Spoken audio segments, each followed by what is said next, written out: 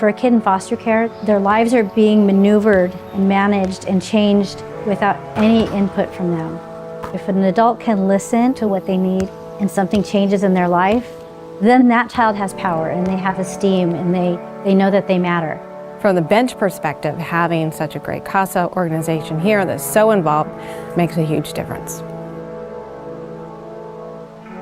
Other than attorneys, CASAs are the only other court-appointed advocates that are in the court system. They're actually provided for by law. CASA simply stands for Court Appointed Special Advocate. And they're volunteers, just everyday people who are ready to commit to making a difference for a child. And what they do is spend time with the child once a week and get to know them and get to know what's happened. They get to know everyone in that child's life. And then with all of that information, they can make recommendations to the court that have real influence in the decisions that are being made for them. It's pretty powerful when you have a community member volunteering their time. They're truly doing it out of their passion to serve and to care.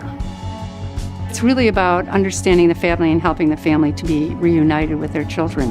My kids have always ended up in a good place.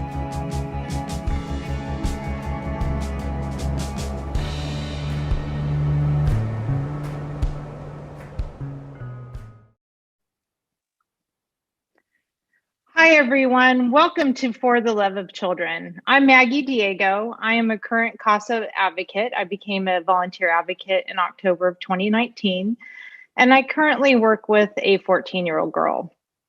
I also had the fortunate circumstance to come to work here at CASA, and I'm currently the Development and Communications Director. This event, For the Love of Children, is now in its 17th year. Can you believe it? And it has always been hosted by the Friends of CASA. The Friends of CASA are a great auxiliary volunteer organization. You'll hear more about them in just a minute. In previous years, in these previous 16 years, this event was an in-person luncheon that we used to sell tickets to. And the purpose of this event was to be a fundraiser that we would raise money through selling tickets and through donations at the event. But it was also a place where our community of supporters would invite their friends and family and bring them in to learn more about CASA. Well, this year, as we all know, due to the pandemic, we're on Zoom like everything else. But actually it brought with us the fortunate circumstance that we could invite as many people as we wanted to. We had no limitations on the room size, as you see in the picture. We can have everyone here. So thank you again for joining us. But this year, we're just going to share lots of information about CASA and about the Friends of CASA, and especially about the Children's Fund. Hopefully you guys all received your door drop gift when you registered and you signed up for that. That was delivered by the Friends of CASA, one of the many things that they do to help support our CASA organization here in Santa Cruz. The door drop gift would not have been possible without the gracious donations from our sponsors. So our sponsors helped fund all the items to put together and have those delivered to you so that we could have this event at zero cost to everyone to invite the community in. And also, so for any donations or funds raised through the event, 100% will go to the Children's Fund. We have a great agenda for you today. We have lots of live speakers here. So we're going to start off hearing from Kent Thompson, who is our current chair of the Friends of CASA. Get a virtual house tour from Lynne Petrovic, our executive director. We're going to hear from advocate Gary Bloom, Judge Timothy Schmal, now a friend, I'd like to call her my friend, Paula, as well as Susanna Marissa, and then Lynn will take us out with some final words. A little bit of housekeeping before we get going. You'll notice that the chat function is turned off in Zoom. So if you try to chat, you won't be able to. However, we do have the Q&A open. So if you go down to Q&A, you can type a question to one of our live speakers. As time allows, I'll be able to jump on and ask them the question. So I can't guarantee that we'll get to them all, but please do ask a question in the Q&A if you have a question for one of our live speakers. So with that, I'm gonna turn it over to Kent, our current chair of the Friends of CASA, to tell you more about their organization. Good afternoon. Welcome and thank you for joining us for the 17th annual Friends of CASA, the Love of Children. I'm looking forward to resuming our luncheon format for the 18th annual event. There are more than 90 people attending, I see. Oh, that's a great turnout. I'm Kent Thompson, chairperson of Friends of CASA. The Friends of CASA is a group of about 50 persons who volunteer time and effort to support CASA. The membership includes current and former advocates, former CASA board members, and many who simply wish to pitch in and help. I myself became involved in CASA as a board member in 2008. Over the years, For the Love of Children Luncheon has been a means to raise money for the CASA Children's Fund. The Children's Fund is special in that it is separate from the operational funds of CASA. It provides monies for other than ordinary expenses. For example, during the current pandemic, there has been a need to supply CASA children and youth with tablet computers for virtual education as well as connecting with advocates. There are many other examples of use of the Children's Fund to enhance the lives of CASA children and youth. The Friends also participate in the other CASA events. We stuff envelopes for CASA mailings. We even delivered your goodies for this event. If you'd like to join the Friends, go to the CASA website, look under volunteer, scroll down and check the box. Very simple. I'm stepping down as chairperson. Wendy Hurst is the incoming chairperson. Bob Schmeek is the incoming co-chairperson.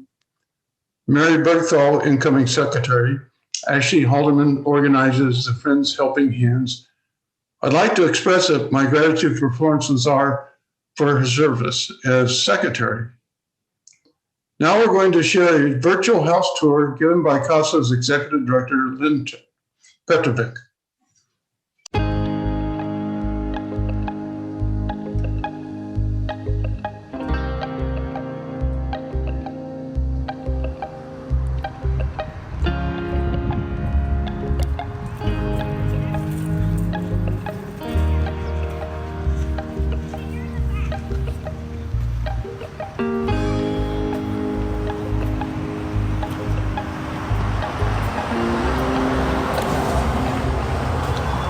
Hello, welcome to CASA. Please come on in. I'm Lynn, the Executive Director of CASA of Santa Cruz. At CASA, we advocate for children who have been abused or neglected. And one of the primary ways we do that is by recruiting, training, and supervising volunteer court-appointed special advocates. Each one of these advocates is assigned one-to-one with a child who has been abused or neglected, with the hopes that that child will feel cared for and will be connected to the family members, the resources, and the people that they need to heal and flourish into adulthood. And about 20 years ago, our community supporters decided that our advocates and our kids really needed a place that was safe and warm to play in, so they bought us this house. And they care so deeply for our children that they continue to support us now 20 years later. And you can see this room is really set up for play. We have a Wii so that the children and the advocates can dance together, train tracks they can build, chess boards they can play on. One of my very favorite memories from this room is the Christmas of 2019. We were having our winter holidays party for the children and they were all running around playing. And I was sitting with some volunteers who hand embroidery the name of the children on Christmas stockings. And one of the little boys came up with his advocate and the volunteer handed him his stocking with his name on it.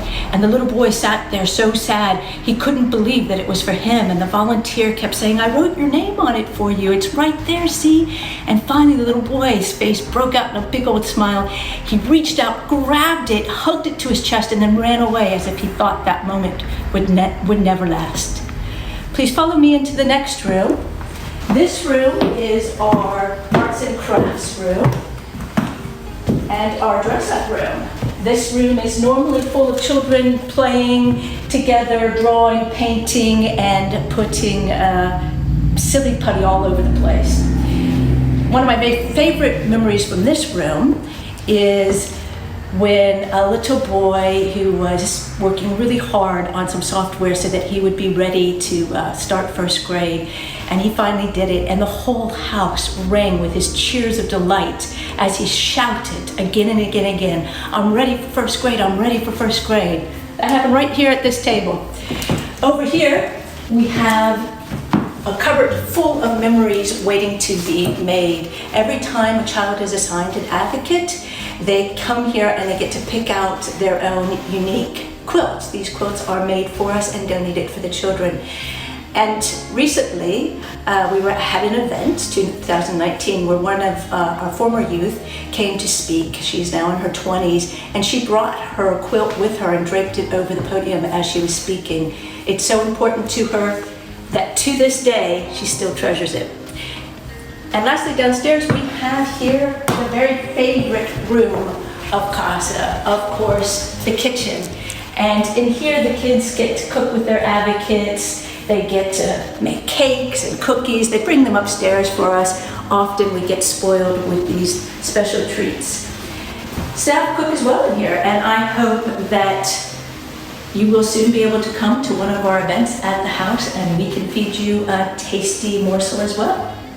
Okay, we're gonna go on upstairs now to where the staff work. Before we head upstairs, I'd like to show you one last thing. Here we have the birthday gift closets, and in those closets there's loads of toys that were given to us through the Children's Fund. And I'm going to talk with you a little bit more about the Children's Fund as I go upstairs, but any advocate can come and pick out toys for their youth as they need them. And just behind you down the hall, there is a library that is supported by Live Like Coco. They support that library so well, there's books in there that the children can just take home with them and never have to bring back. Okay, we're gonna head upstairs now. This is where the CASA staff work. The children are, of course, welcome up here anytime they want to as well. It is, after all, their house. We can often hear them running up the stairs in excitement when they're playing hide and go seek. And once I came into my office and sat down and found a little young one underneath my desk waiting to scare me, which in fact he was very successful at. Up here we also have resources for our advocates. Over there is the Advocate Library, and back behind me you will see where we have pamphlets about the various programs that are available for our families in Santa Cruz County. Come on into my office.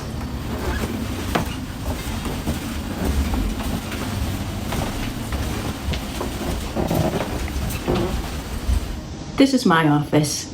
It also serves as our conference room. We've had many, many meetings in here. At CASA, we know that the families that we support have had very difficult times. Some of the parents themselves were victims of child abuse. We also know that the systemic racism and the inequities in our society lead to the very factors that increase the risk of child abuse. Therefore, when we are assigned to a child, we also work with the family to try to mitigate some of the harm that has been done by our society. When families do struggle with child abuse, the courts can become involved, and that's when we get involved. The judge will assign one of our volunteer advocates to that child, and they will, of course, have lots of fun together. But that advocate also spends hours every week advocating for that child in the courts, in school, and in the community. And they also work with the families as the families navigate through complex systems to try to access the help they need to become a safer home for that child. When the advocates are working with the children, they often see that the child would benefit from something extra, just like we do with our own children.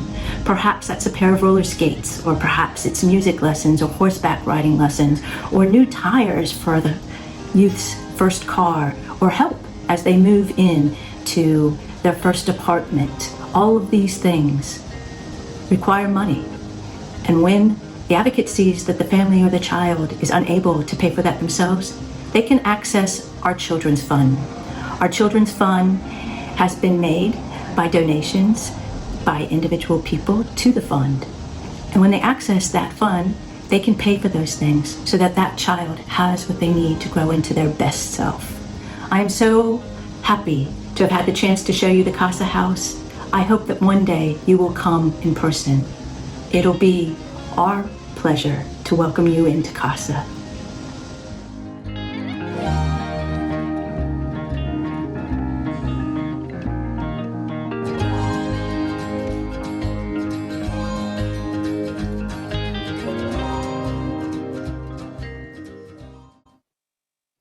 Wasn't that great? Hey, I'm actually in the CASA house right now. If you can see, here I am in the living room. And it is very quiet. We can't wait for the day when we can have our advocates and the families that we serve here and fill the house with some laughter and some kids' voices again. With that, I'm going to turn it over to Gary Bloom, who's going to share a story about, Gary's actually a current advocate, and he's going to talk about the youth he serves currently and a great use of the Children's Fund.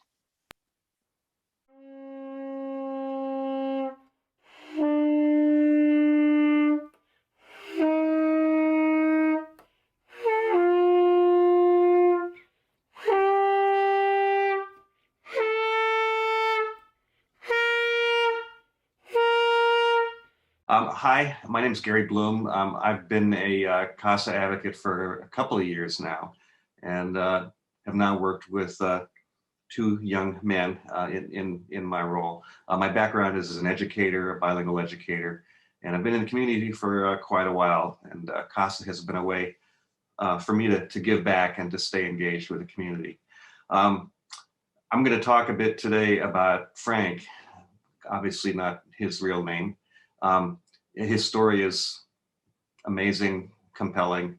I first met him a little over a year ago. He came to this country at the age of 15 from a rural village in Mexico, a very rural environment where he was living with his grandparents.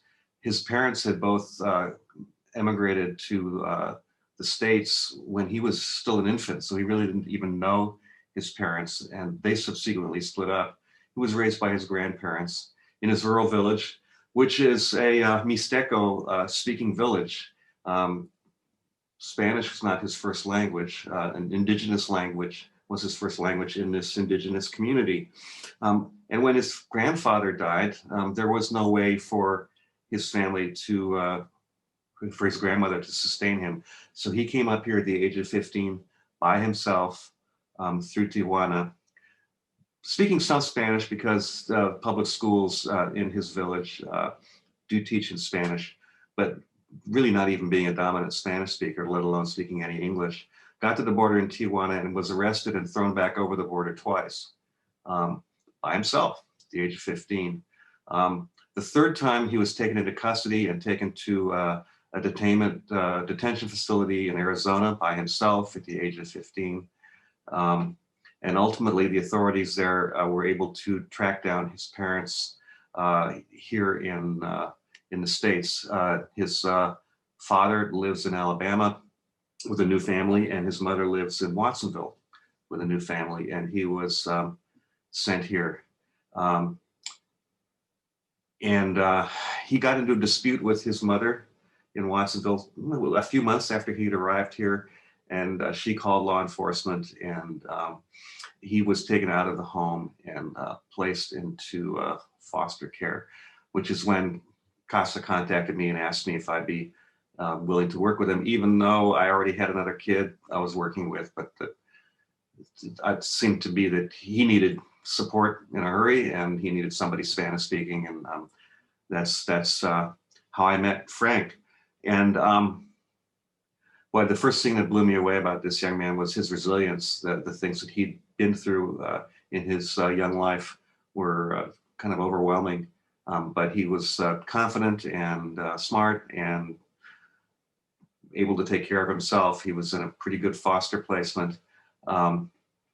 He was very, very proud of his village. One of the very first things he did was show me those YouTube videos. I think you've got a clip that you may show the group of what life was like in his village. He was enrolled at Watsonville High School, having a hard time, even though there's a lot of support at Watsonville High. His education only extended through 5th grade. He was placed at the high school as a freshman. In the pre-COVID days, we were able to do things together. I took him down to the beach. He'd never been to the beach before, and he really wanted to make sure I took a picture of him he could send to his friends and family back in Durango to prove he'd been to the beach. We went and walked in the Forest of Nicene Marks where you could see redwoods, and it was really important for him to be out there in the world. As COVID hit and as the world narrowed down, he wasn't able to have contact with peers. School shut down. It was virtual. He was not really tech savvy, nor was his resource mom. And his world got narrower and narrower. It was very difficult for him. He was sleeping a lot. He was disengaged, watching a lot of TV and playing a lot of video games.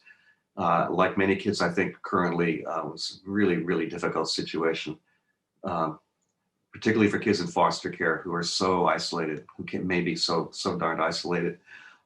He loves music, and he talked about how he had taken trumpet lessons back in his village in Mexico, where traditional music, band music, is really important. I said, he asked me if I could try to get him a trumpet. And I had connections through Senderos, which is a wonderful community organization here in Santa Cruz County that works with the Latino community, and was able to line up some trumpet lessons for him, and was able to work with the CASA Community Children's Fund to get him a brand new trumpet, which he received with great joy, and continues to play with.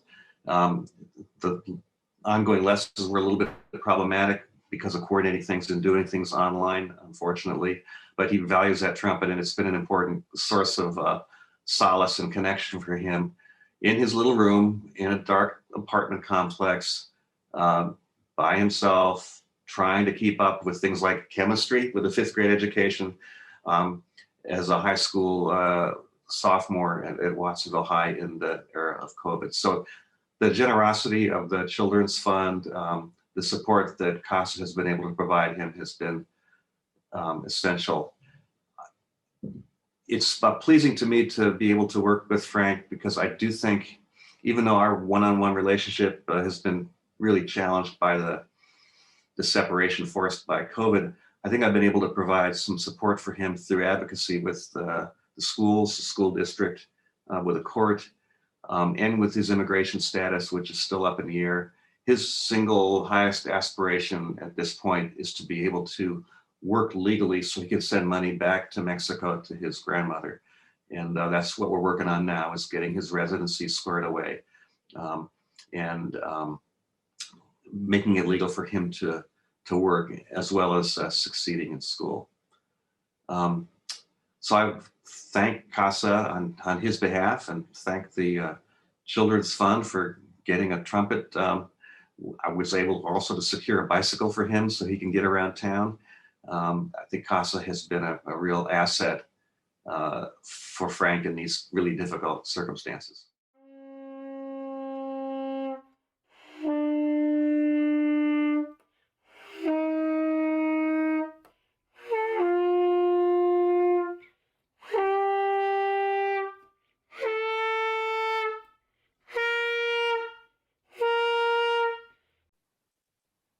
That story is just so heartwarming. It's amazing to hear Gary, and we thank you, Gary, for being a fantastic volunteer advocate for Frank in this time of need.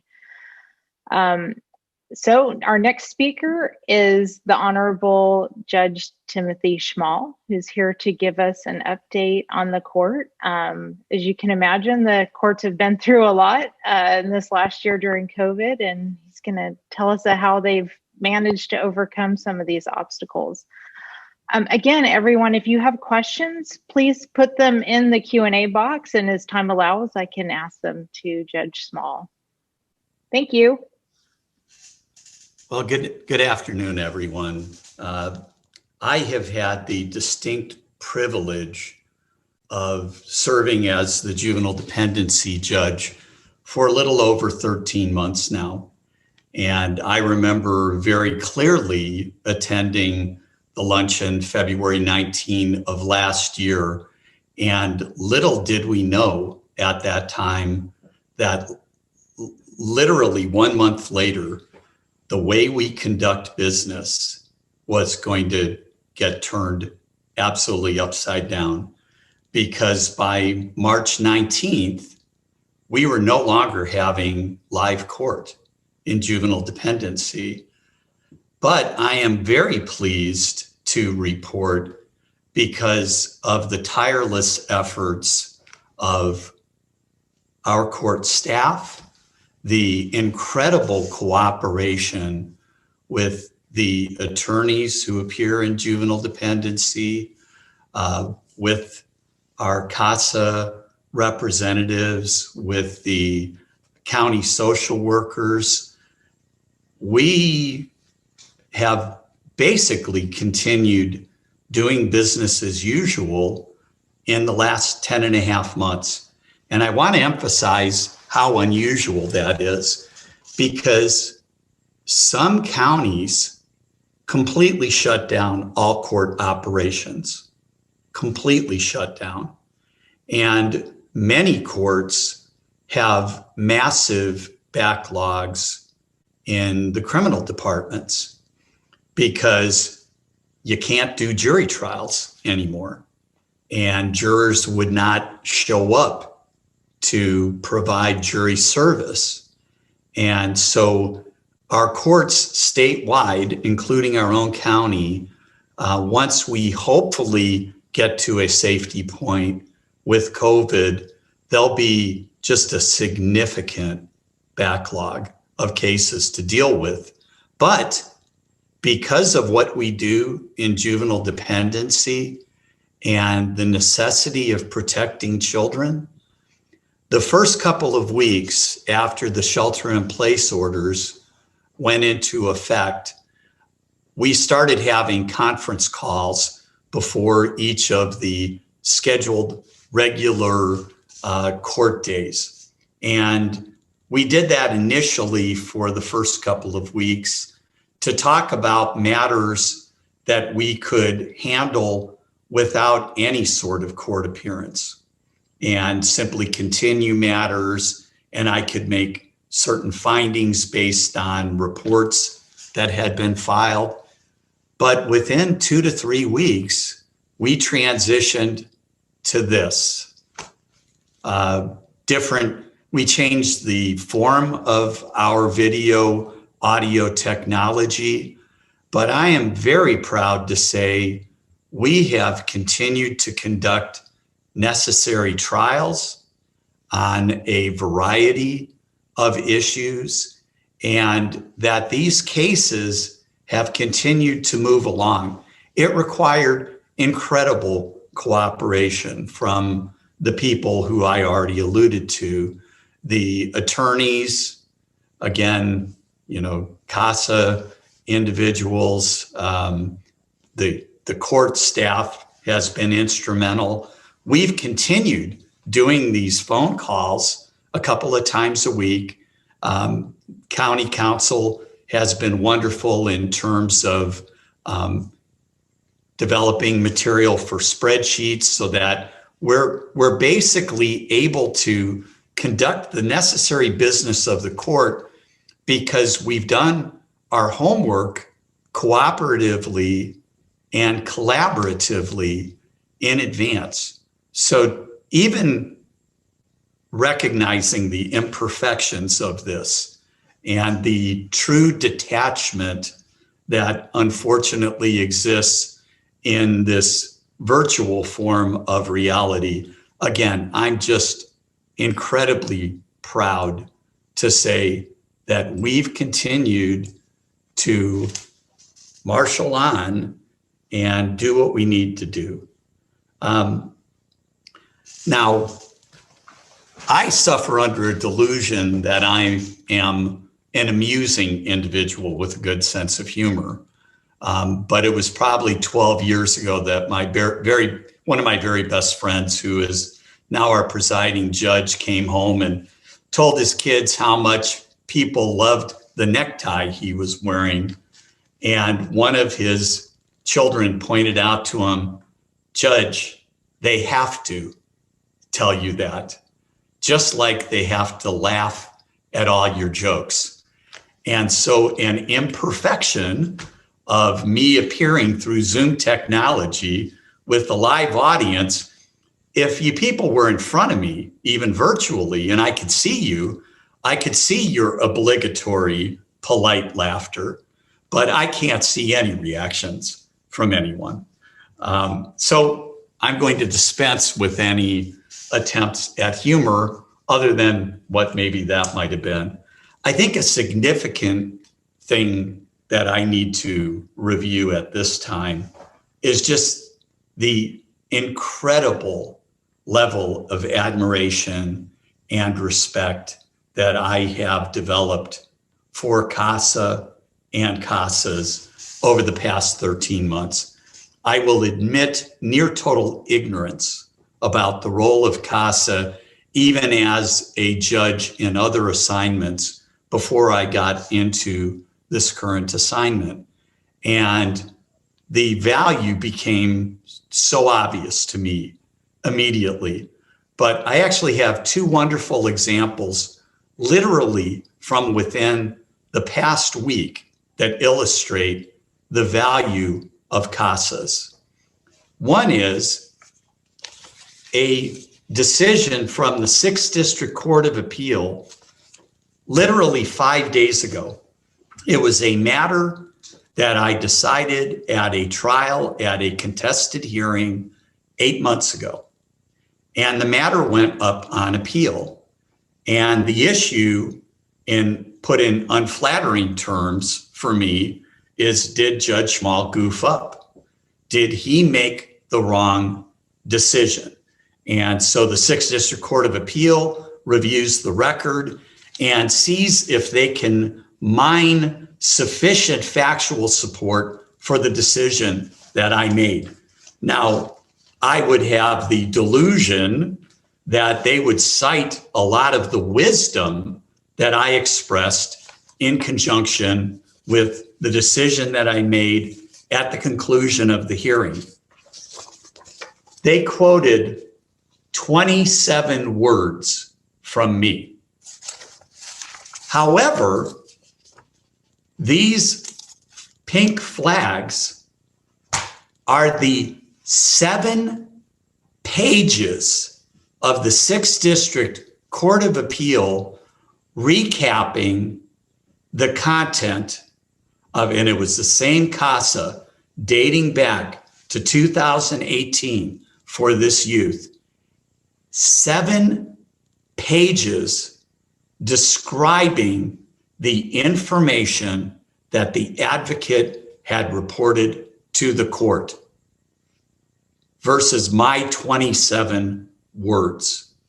The value that the 6th District Court of Appeal attributed to the information from a CASA, a matter I'm handling this week. CASA in the time of COVID. It's difficult for CASAs to develop a relationship with the youth that they accept as their individual CASA. Obviously, depending on the age of the kid, trying to foster a relationship with a shy kid, with a kid who has a very challenging background, and you're trying to do it remotely. And I understand a lot of CASAs wouldn't feel comfortable doing anything in person, even following protocols, socially distanced. But I'm going to give you an example. This is a CASA who was assigned during COVID. This is a CASA who was assigned to this youth who unfortunately has been in and out of the system for years, and therefore has as a new CASA, I signed the order in early August for this individual.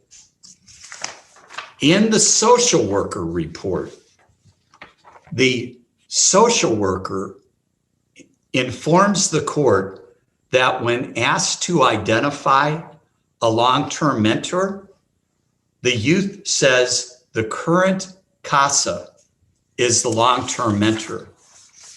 The current CASA is assigned to a youth who lives in the current placement over 100 miles from here.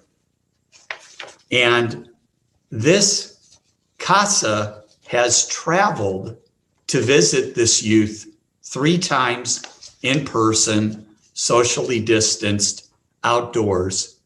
Here's another thing that the social worker has said in this court report to me, that this youth has an incredibly supportive CASA worker whom the minor relies upon. And that's someone who has risen to that level for this particular youth in the midst of COVID. So I may have already exceeded my 10-minute allotment, but you people are amazing. I know we have a number of individual CASAs who are monitoring this, and all the support people, Maggie, who's trying to give the judge the hook right now, but the judge keeps talking.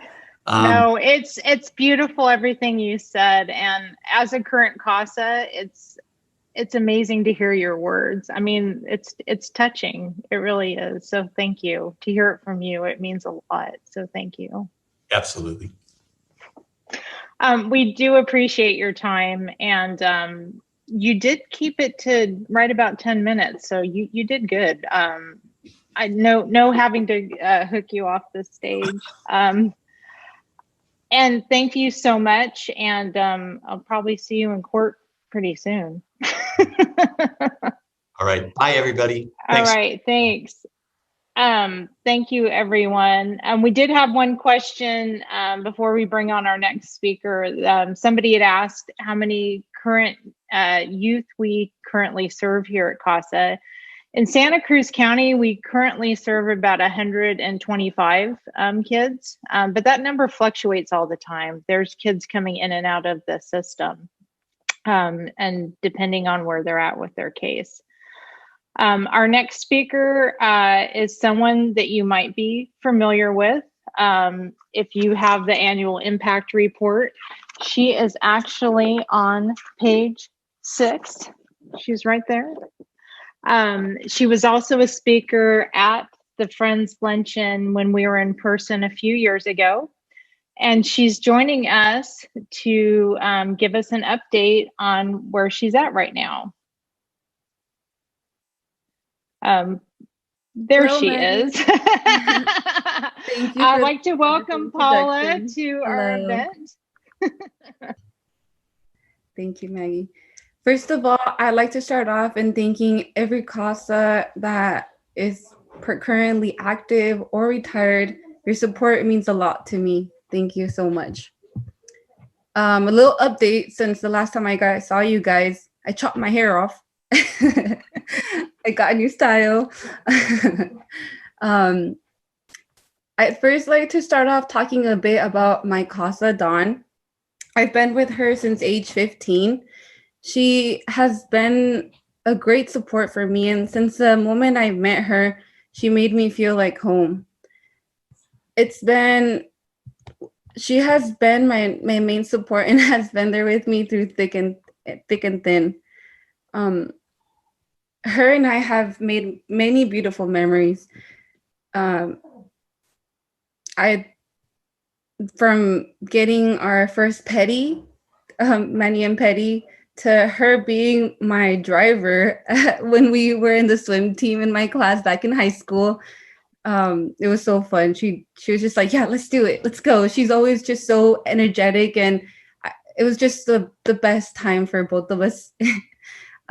She has been the main person that has believed in me many times, even when I was in a dark place and couldn't believe in myself. So I thank her so much for that.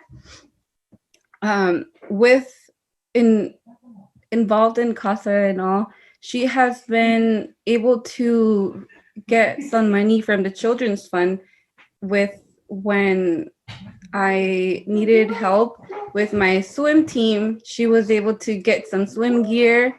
She got my gym membership. She knew I was so motivated to start training on my own. And later on, when I found out I was pregnant, I was able to receive maternity clothing and my daughter's crib, which she still has till now. With the guidance of Dawn, just this past year, I was able to find my true call as a dental assistant.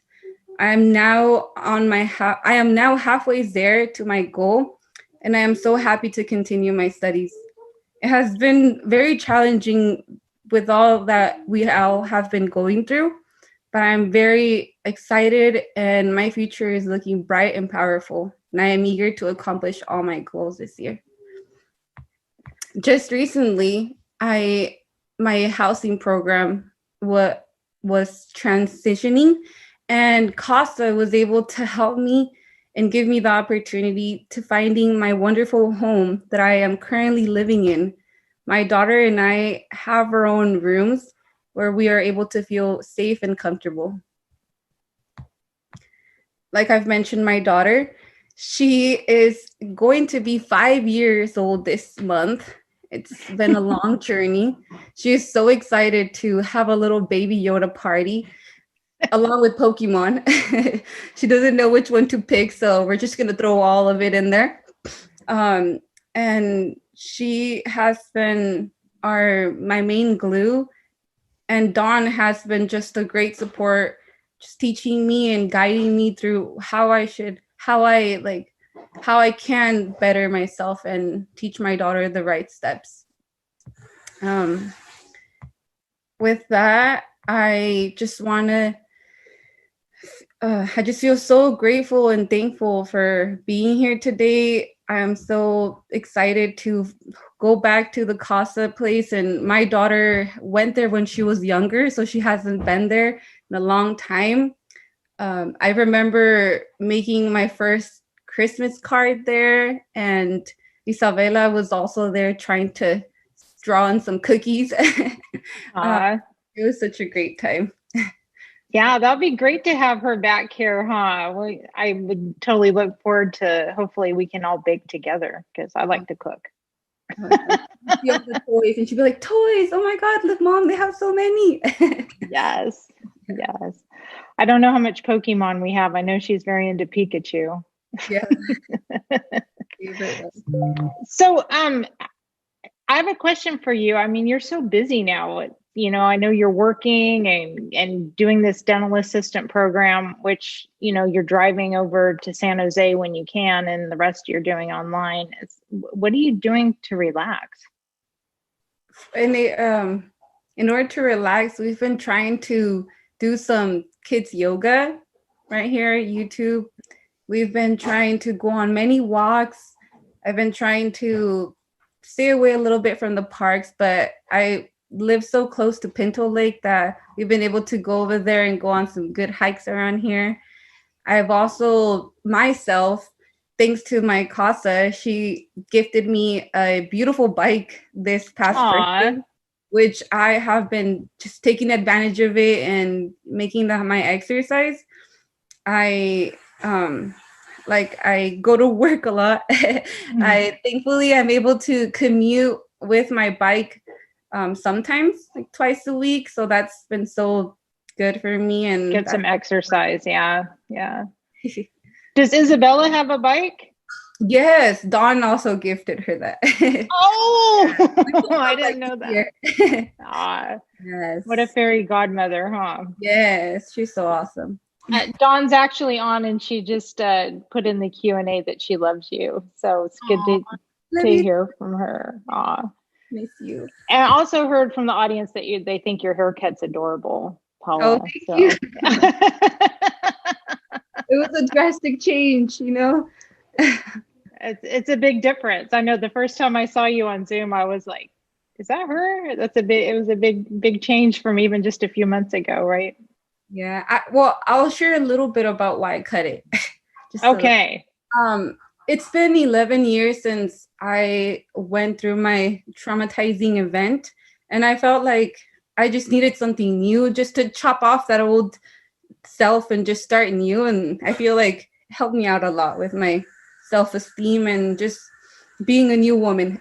Like Dawn and I say, we're just new women. We're great. We're powerful and girl power. Yeah. You inspire me, Paula. You really do.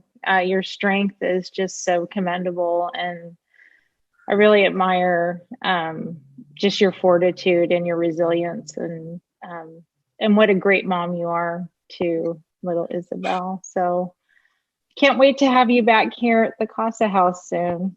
Do you have any other thoughts that you want to share with everybody on? We have about 100 people watching. You have anything?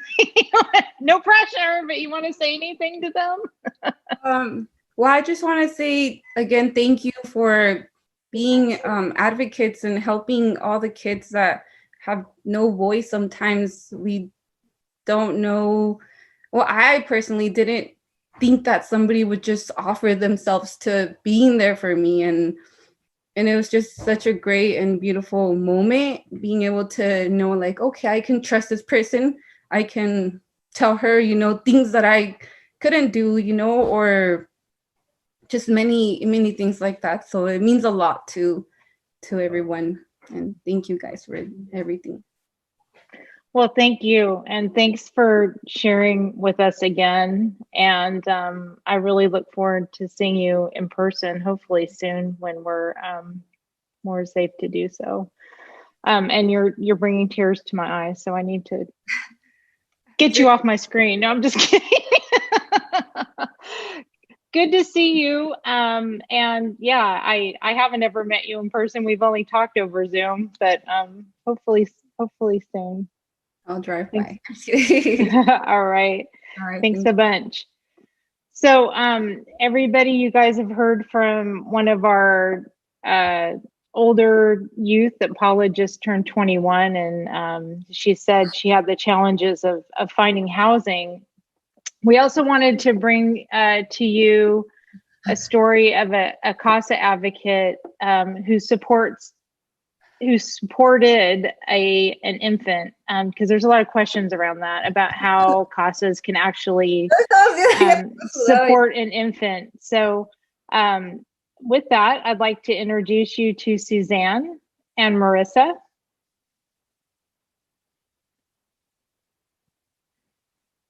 Suzanne and Marissa, hopefully they're coming on. There we go. Suzanne and Marissa, hello. Hello. Hi. So your guys' case recently is closed, but you're obviously still in touch. And as I said, the audience, we've had a lot of questions from our community about how CASA does support an infant. So with that, I'm going to turn it over to you guys to tell us all about it. And thank you so much for being here. We really appreciate your time. Thank you. Well, thank you, and welcome everyone. No one knows what causes someone else's pain. No one knows what got someone into the situation that they're in. But we do know that everyone deserves a chance, a second chance, a third chance, just another chance. The best steps, and CASA is about giving people that chance. The best thing I ever learned from CASA was that I can't change the world, but I can help one person at a time.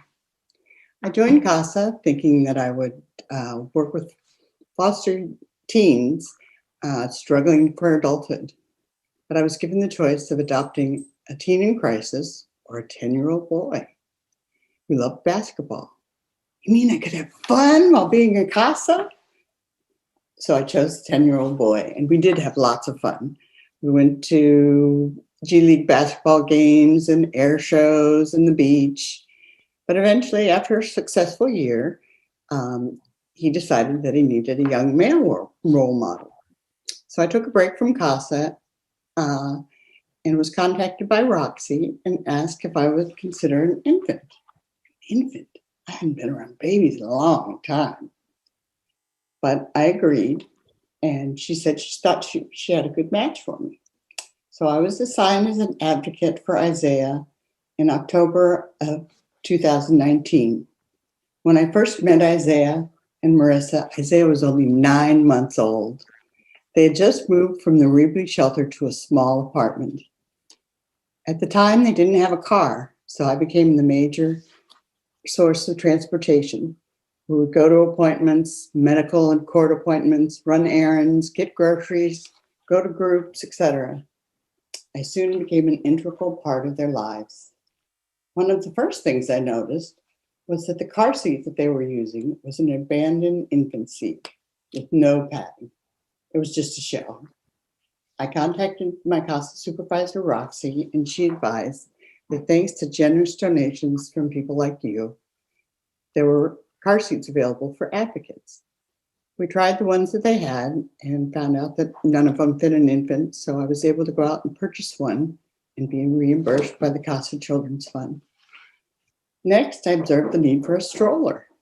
Again, I went to Craigslist and was reimbursed by the CASA Children's Fund. The needs were immense and the funds were small. Thanks to CASA, many of their needs were met. It was Christmas, and CASA generously donated socks and shoes and books and pajamas and gifts. Christmas was a delightful reprieve from the day-to-day struggles. We enjoyed the lights at Farley's Christmas Wonderland, which you just saw a video of, and Isaiah experienced his first hint of snow as Pat fired up the snow machine. The family was given an old car and hoped to go visit family in Greenfield to celebrate the Christmas holidays.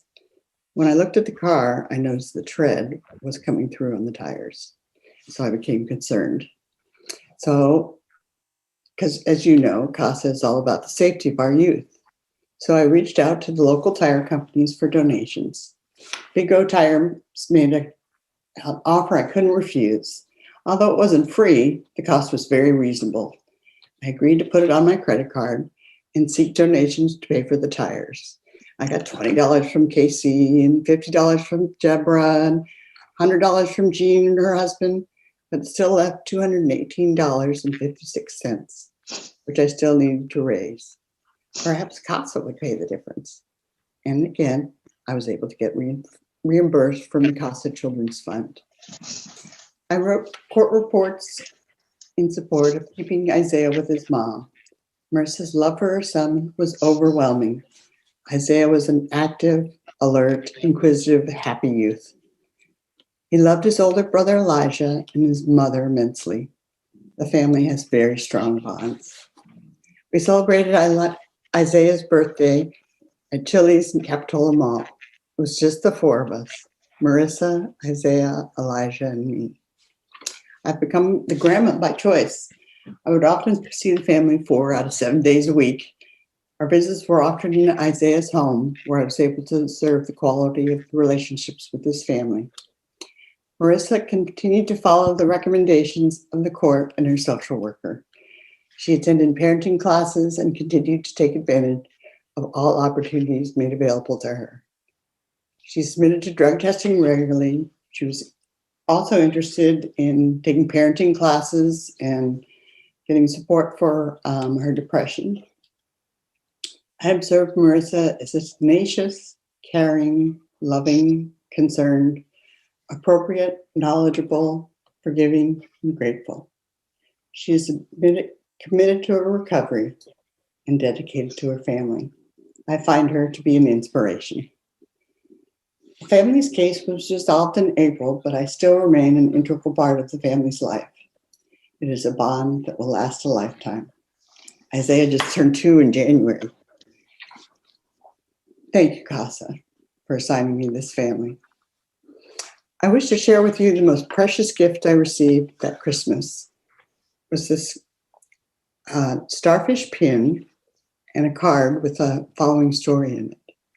Once upon a time, there was a wise man who used to go to the ocean to do his writing.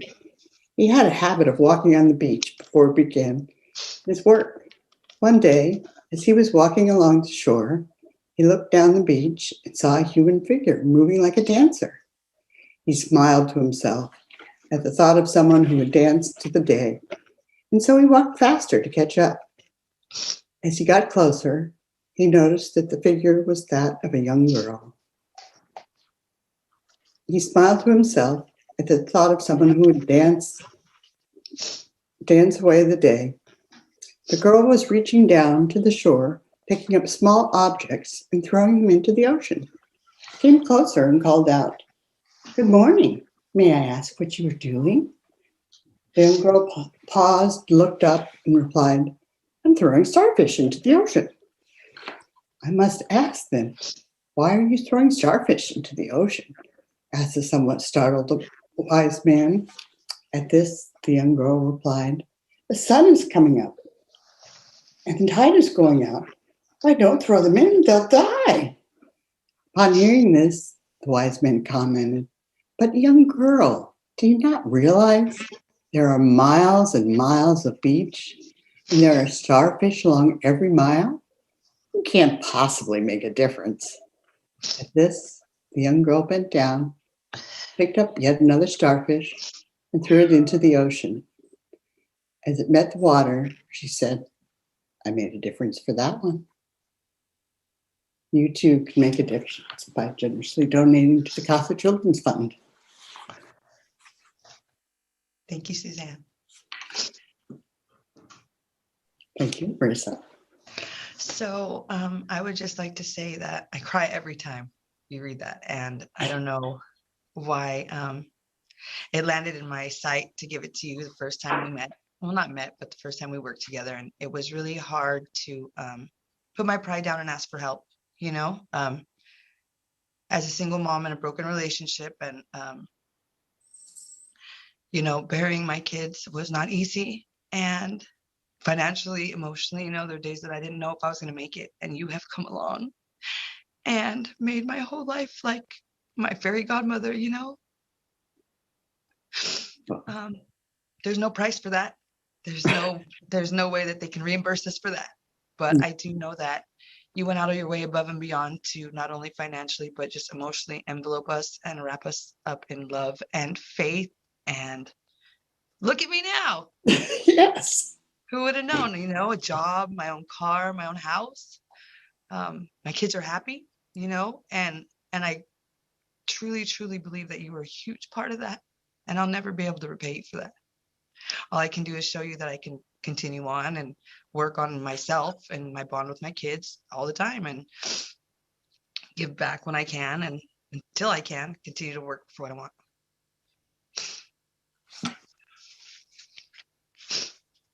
Made me cry, Suzanne. Darn it. You're making me cry, Marissa. So what am I supposed to say to that? You know, if anybody has any questions for these two, you can go ahead and ask them. I guess I just want to tell everybody that you guys, you know, Maggie, you guys have no idea what the donations you guys do help us with. You know, like I'm a very proud mom, and I don't want to say, hey, I left my husband because he was abusive and now I have to buy tires on my own when I didn't have to, or pay my rent by myself, and I'm scared as how we're just going to survive. And COVID hit. I mean, there was a time where I didn't know if we were going to have toilet paper, if we could even get our hands on it. And here comes Suzanne. Let's go to Costco today. You know, I don't have money today. My stamps don't come until whatever. It doesn't matter. We're going to figure it out. And she has shown me how to advocate for myself and how to use my resources and how to think about things in a logical way instead of I'm a victim way. You know, she's just so good that you guys have no idea. She has a bond with me over some things in our past that most parents don't understand. And I can't look at her and say, you don't know, you've never been there, because she does. And she has. Yeah. And she can always, and you know what I said, the donations that she gets are definitely, you know, my son's shoes, anytime they need shoes, my gosh, my son's growing so fast. Don't worry about it. We'll figure it out. You know, we'll put some aside here. She learned me how to budget, taught me how to budget. She, you know, just things that financially helped me as well to save on or not be as frivolous with, or, you know, this is something you might want to think about later. And to this day, I, you know, have a little bit saved up, thank goodness, because we have a move coming up, but we haven't told you that yet. So, moving, Suzanne. Okay. But I appreciate CASA with all my heart. You know, at some point we don't expect to have these issues and questions, or to thank you guys so much. You know, I was really adamant about sharing my business or my bond with my Suzanne, but I guess it's time now that we're okay that I share her with the next family, so to speak, and I hope she gets to share her. Well, you guys will still stay in touch, I'm sure. Yeah, absolutely. She's my friend now. She's not my CASA anymore. She's my friend. Yeah, that's beautiful. That is beautiful. I want to thank you so much for joining us. I mean, it takes a lot of strength and courage to come out and share your story with everyone. And it means a lot, because we do have crying and falling apart and stuff. Sorry. Oh, it's totally fine. I know exactly. Everybody's saying thank you for sharing your story, because it's really inspiring, and a lot of our community didn't understand what it means to be a CASA for an infant. I mean, myself included. I went through the CASA training and I was like, I don't get it. I don't know what that means. But now I get it. I mean, she helped immensely. Just the gas cards to get to the doctor's appointments she would take me to, or to help me while I had an orthodontist appointment and hold the baby, so I didn't have to worry about who's going to, because I'm not close to my family here. My family's far, and my sister had some issues, so they focused on her, and I'm okay with, I can do this, you know, I can do this move by myself, I can do this relocation. And when she landed on my porch, I was so scared, and I just kind of dumped myself into her arms and said, help me. And she said, okay. And you know, from diapers to wipes to transportation, none of that's cheap, none of that's affordable at all right now, you know. And she just, it was like her easy wand. We'll make it happen, don't worry. Yeah, you know. And awesome. I never repay her for that. You do it every day. I do drop flowers by once in a while when I'm feeling kind of like I have missed you every other day that I don't see you, you know. Aw. So unfortunately, we've reached the hour that we told people that we were going to keep them to. So we're going to say goodbye to you and turn it over to Lynne for some final words. But thank you so much to both of you from the bottom of my heart, and from everyone in the audience that's typing in their comments to you that hopefully you can see. And we will be taking, as soon as that CASA house opens, we're going to be there cooking too. You can. Yes, that's right. I want some cookies. Isaiah, he loves to get into everything. He'll be all over that kitchen. All right, we're going to turn it over to Lynne. Thank you so much. Thank you. Have a good day. Hello, everybody. And I'm hoping that I can talk. Paula, and Marissa, I am in tears over here. I really am. Thank you so much for being brave enough, for coming and sharing your stories with us. I feel like I need to say to you, you should not thank us. It is our privilege to have been able to be there with the Children's Fund for you. It truly was a privilege. So I'm not going to keep you much longer, very short. I do want to thank everybody for attending today. And I'd like to thank all of our speakers, all of you, for being so brave as to share your stories with us today. And for those of you who brought wisdom to us and shared the depth of emotion that you have for each other. I truly hope, Paula and Marissa, that you can feel the warmth of support that we are throwing towards you right now. I am in awe of you. I really am. And thank you for telling us about how the Children's Fund helped you and your family. Please know that people who donate money to that fund, they do it because they want to help. Even though they did not know you, they wanted to help you. They really did. So I hope you can feel that as a virtual hug and not something you have to be thankful for. If there are people out there who would like to donate to the fund, please do so. You can do so by going to our website and clicking on the button that says donate. And while you are there, you will find a For the Love of Children store. All the proceeds from that store do go to the Children's Fund. And as Maggie said, 100% of the money that is donated to the Children's Fund goes directly to our families and children. Either we buy them resources or we give them that money directly. So go on there and make a donation, yeah? I would like to thank a couple of other people. Of course, our sponsors. They paid for all of the associated cost with this event today, and that's how we can pass on 100% of the funds to our children. Think of it as us being a conduit. You give in the money and it goes directly out to the families and the children. That's how the fund works. So thank you, sponsors, for allowing us to do that. Thank you very much for that.